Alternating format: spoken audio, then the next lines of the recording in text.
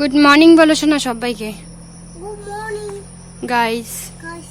কি করছো তুমি? আমি ক্যারাম বোর্ড খেলছো?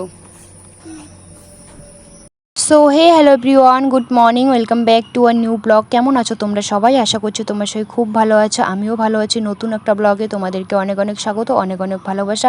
আজকের ব্লগটা শুরু করছি বড়োদেরকে প্রণাম জানিয়ে, ছোটোদেরকে অনেকটা ভালোবাসা জানিয়ে। সকালবেলা উঠে মামামকে পড়িয়েছে, আর পড়ানোর পরে ওইদিকে বৃষ্টি পড়ছিল, ঘরের মধ্যেই আছে। তো মামাম বলছে যে মামামকে বললাম আমি উঠানটা ঝাড় দিয়ে নিলাম কেবলমাত্র, তো উঠানটার মধ্যে তো জল কাদা আছে, আর মামাম না পা পিছলে পড়ে যায়। তো তারপরে মামাম বলছে আমাকে ক্যারাম বোর্ডটা দিয়ে দাও, ও ক্যারাম বোর্ডটা দিয়ে নাকি খেলবে। তো তারপরে মামামকে দিয়ে চলে আসলাম সোজা কলের পাড়ে। আর মামাম কালকে এই টি টেবিলটার মধ্যে না 1 বোতল জল ঢেলে দিয়েছে। আর এদিকে দেখো আমাদের ঘরে তো জানোই যে কি পরিমাণে ধুলো, তো এদিকে টি টেবিলটা ধুলোও হয়ে গিয়েছে। তো ভাবলাম শুধু টি টেবিলের কভারটা কেচে দিয়ে দেবো, তো আমি টি টেবিলটাও ভালো করে সার্ফ দিয়ে ঘষে ঘষে পরিষ্কার করে নিয়ে নিই।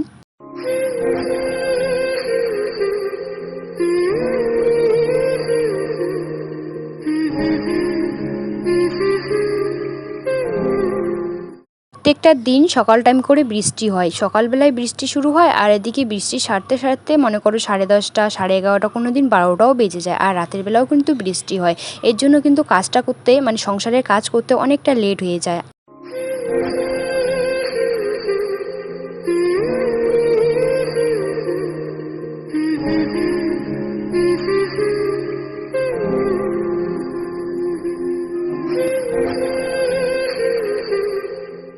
অনেক সময় নিজেকে নিজে প্রশ্ন করছি যে আমার কি ভাগ্যটা খারাপ নাকি আমার সময়টা খারাপ যাচ্ছে, কিছুই বুঝতে পারছি না।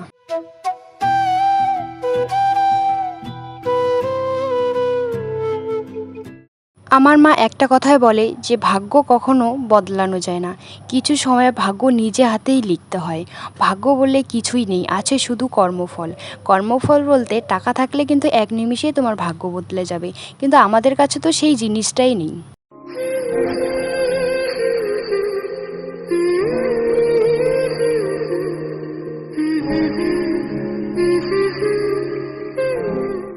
আর বলে যে ভালো থাকতে গেলে নিজেকে আগে ভালো রাখতে হয়, তাহলেই তো ভালো থাকতে পারবি। আমার মা এই কথাটা বারবার বলে।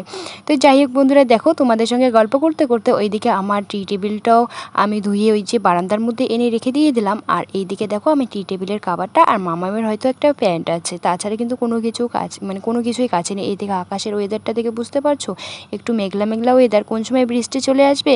তারপরে দেখো বন্ধুরা আমি চলে আসলাম ঘরে এসে এই যে এখন গ্যাসটা পরিষ্কার করে নিয়ে নিচ্ছি।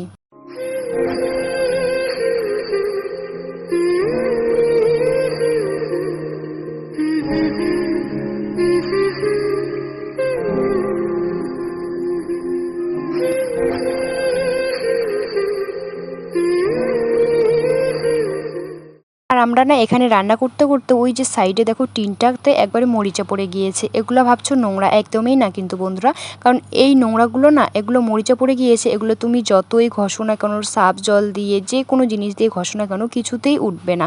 আর দেখো এইদিকে আমার গ্যাসটা একবারে চকচকে হয়ে গিয়েছে। তো তারপরে এই যে আমি সব কাজ করে নিয়েছি ঘরের, কিন্তু আমি ঘরটা ঝাড় দিতেই ভুলে গিয়েছিলাম। তো তারপরে মনে পড়ে গেলো আমি তো ঘর এখনও ঝাড় দিইনি। আর সত্যি কথা কি বলতে বলো তো বন্ধুরা, ঘর থেকে একবার বাইরে বের হলে না, বাইরের কাজ ধরলে কোনো কাজেই মনে থাকে না।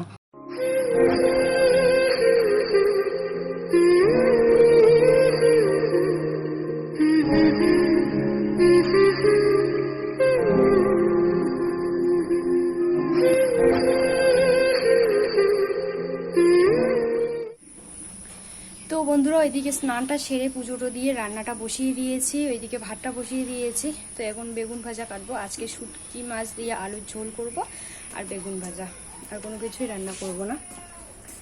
চলো এই যে দেখো এইদিকে ভাত বসিয়ে দিয়েছি, আর এখানে আছে একটুখানি এই যে দুধ আছে একটুখানি, তো দুধটা একটুখানি গরম করে নিয়ে নেব।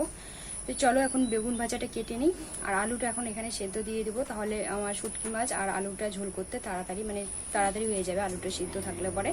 তো চলো এখন আমি বেগুনটা কেটে নিয়ে নিই। এইদিকে ভাতটা বসিয়ে দিয়েছি। তো ভাতটা বসিয়ে দিয়ে দেখো এইদিকে আমার ভাতটাও তাড়াতাড়ি হয়ে গিয়েছে। যেহেতু বাড়ির চাল না, এগুলো সেদ্ধ হতে বেশি একটা টাইম লাগে না। যখনই তুমি কিনে চাল খাবে, বস্তার চালগুলো খাবে, তো সেগুলো কিন্তু সেদ্ধ হতে অনেকটা টাইম লেগে যায়।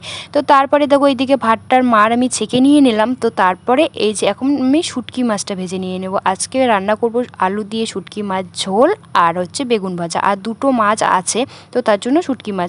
অনেকেই শুটকি মাছ ঘৃণা করে, আমার না খুব ভালো লাগে। তো কার কার পছন্দ শুটকি মাছ খেতে কমেন্টসে জানিও কিন্তু।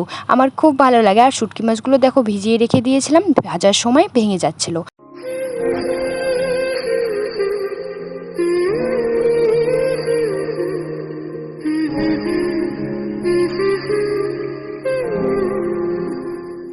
তারপরে দেখো ওইদিকে আমার শুটকি মাছ ভাজা হয়ে গিয়েছে। তো তারপরে এই যে এখন বেগুন ভাজাটা বসিয়ে দিয়েছি। তো এখানে হলুদ দিয়ে দিলাম, হলুদ আর লবণ দিয়ে বেশি করে একটুখানি তেল দিয়ে নিয়েছি। তো এখন ঢেকে ঢেকে ভেজে নিয়ে নেবো, তাহলেই আমার বেগুন ভাজাটা ওখানে সেদ্ধ হয়ে যাবে।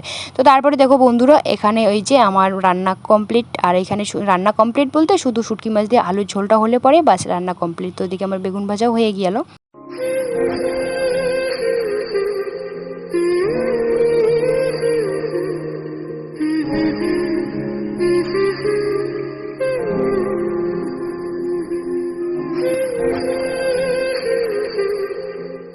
মামামকে মা ওইদিকে স্নান করিয়ে দিয়েছে, ও বিছানার মধ্যে আছে, বারবার ডাকছে, কারণ ওর নাকি ঘুম পেয়ে গিয়েছে। তো তার জন্য কিন্তু আমি রান্নাটা করার চেষ্টা করছি তাড়াহুড়ো করে। বাচ্চা নিয়ে রান্না করতে না খুব অসুবিধা হয়। আর মামাম না বারবার মোবাইল দেখতে চাচ্ছিলো। তো আমি বলছিলাম কি, দাঁড়াও আমি এইদিকে রান্নার ভিডিওটা শ্যুট করে তারপরে তোমাকে আমি মোবাইলটা দিয়ে দিচ্ছি। আর বাড়িতে কেউ নেই, বাবা গেছে কাজে আর মা গেছে মাঠে।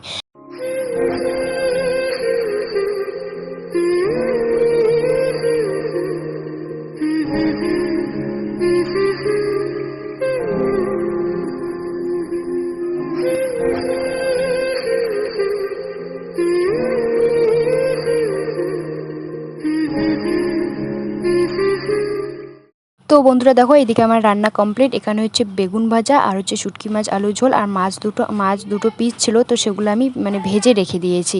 আর এইদিকে না বেগুন অনেকগুলোই নিয়ে এসেছিলো, কারণ সবগুলো বেগুন পচে গিয়েছে। এখন না বর্ষার দিনে বাজার করে এনেও বাড়িতে কোনো শান্তি নেই, পচে যায়, নষ্ট হয়ে যায়। আর সবজির যা দাম, এভাবে যদি কিনে এনে নষ্ট হয়ে যায় খারাপ লাগে। তার জন্য ওই যে ওইটুকু বেগুন ছিল, তো ওইটুকু বেগুনে আমি ভেজে নিয়েছি। গুড ইভিনিং বন্ধুরা সবাইকে। তো তারপরে মামাম ঘুম থেকে উঠে গিয়েছে, আর মামাম ঘুম থেকে উঠে বলছে ফ্রুটি খাবে। তো তারপরে আমি তো একটা ফ্রুটি এনে রেখে দিয়েছি, আর ওর ঠাকুরদাদান একটা নিয়ে এসেছে, তো ওটা সকালবেলা খেয়েছে আর এখন এটা খাচ্ছে। কতবার বলি যে বারবার এগুলো খাওয়া যায় না, কিন্তু কিছুতেই শুনছে না।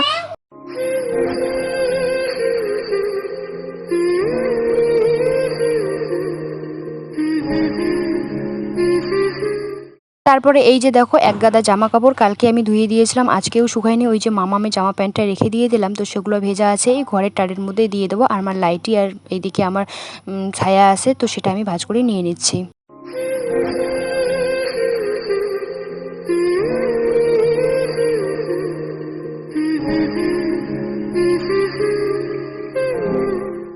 তো এই যে আমার একটা লাইটি ছায়া মামামের এখানে আছে জামা, তো সেগুলো আমি ভাঁজ করে ঝুড়ির মধ্যে রেখে দিয়ে দেবো। আর মামাম দেখো বলছে এই জামাটা পরবে, এই জামাটা ছিঁড়ে গিয়েছে, তবু এই জামাটা জোর এত পছন্দের। যাই হোক বন্ধুরা, ভিডিওটা এই পর্যন্ত। ভিডিওটা যদি ভালো লাগে সাবস্ক্রাইব করে দিও। তো তোমরা সুস্থ থেকো, ভালো থেকো, টাটা বাই। আগামীকাল নতুন একটা ব্লগের সঙ্গে দেখা হচ্ছে।